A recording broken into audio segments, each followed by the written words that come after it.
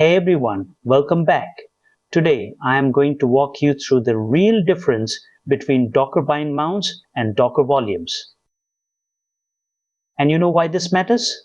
Because choosing the wrong one for your database or shared application files will eventually lead to either broken file permissions or accidental data loss when you remove your containers. Let us dive into the details. Here is how storage works in Docker and why the decision between these two options is critical for your production deployments.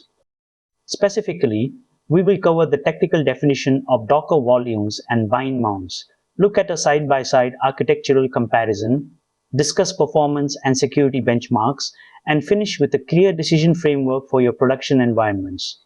Watch the full video without skipping any content to understand it better. Before we get into the topic, a small request to you.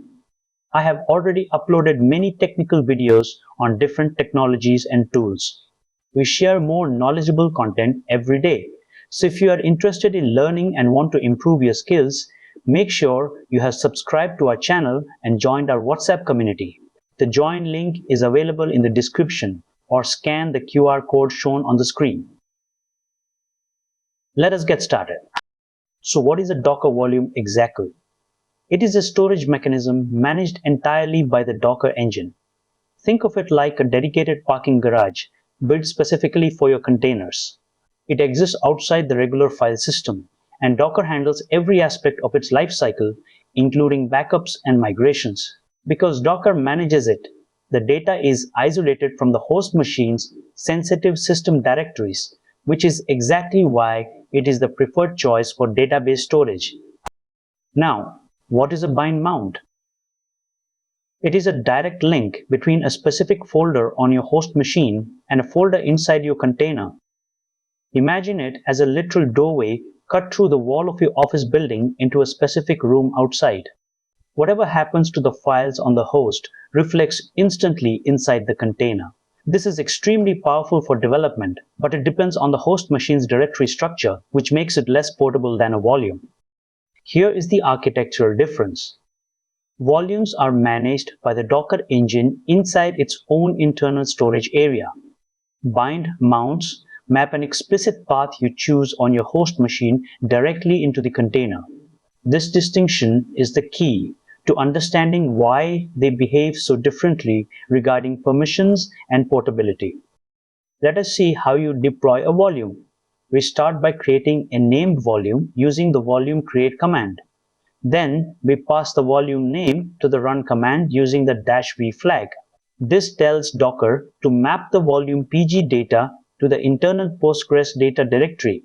Docker now owns this data, and you do not need to worry about host level paths.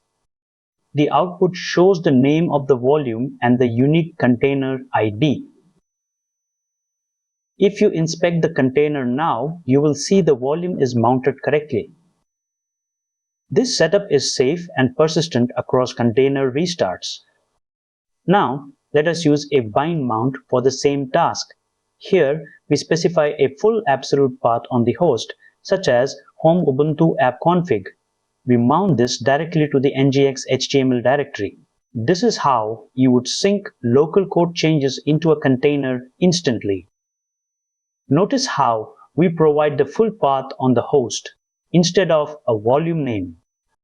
Again, Docker returns the container ID. However, the data is now physically living in the host folder you created. If you delete that folder on your host, you lose your website data. This is the main risk with bind mounts. Comparing them across 5 dimensions is vital. First, portability. Volumes are abstracted, meaning they move between machines easily, whereas bind mounts are tied to specific host paths. Second, security. Volumes isolate data within Docker's managed storage, while bind mounts potentially expose your entire host file system if configured incorrectly. Third, performance. Volumes are optimized for Docker's storage driver, while bind mounts rely on standard OS file system performance. Fourth, ease of use. Volumes require using the Docker CLI, whereas bind mounts just use paths you already know. Finally, backups.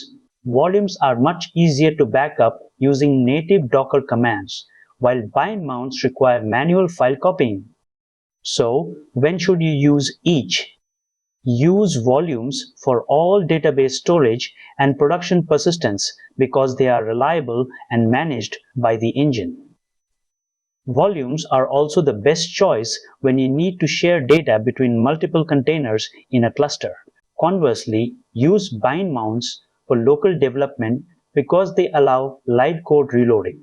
Also use bind mounts when you need to pass specific configuration files from the host to the container, or when you need to sync application log files directly to a host directory for external collection.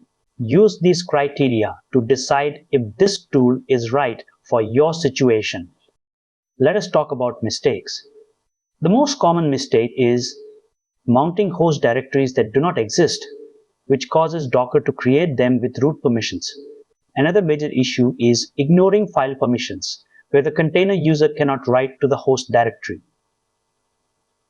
Never use bind mounts for databases in production.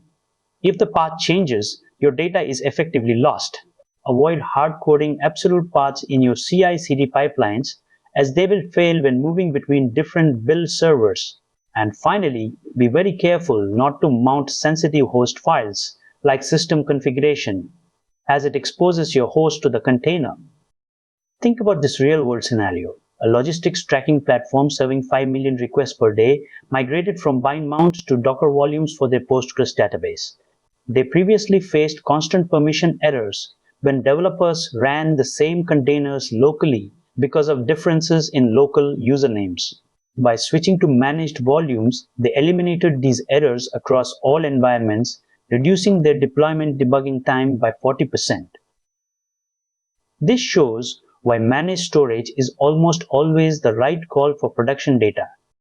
You now know that Docker volumes provide isolation and portability, which is critical for production data. Bind mounts offer direct host file access, which is perfect for development workflows. Remember to always prefer volumes for databases to avoid the permission complexity that bind mounts often introduce.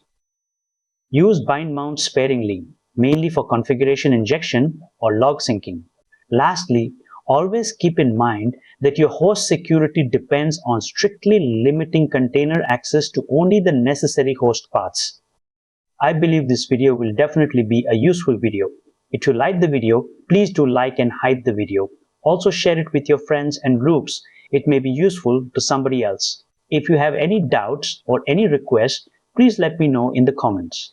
Make sure you have subscribed to stay updated for our regular videos.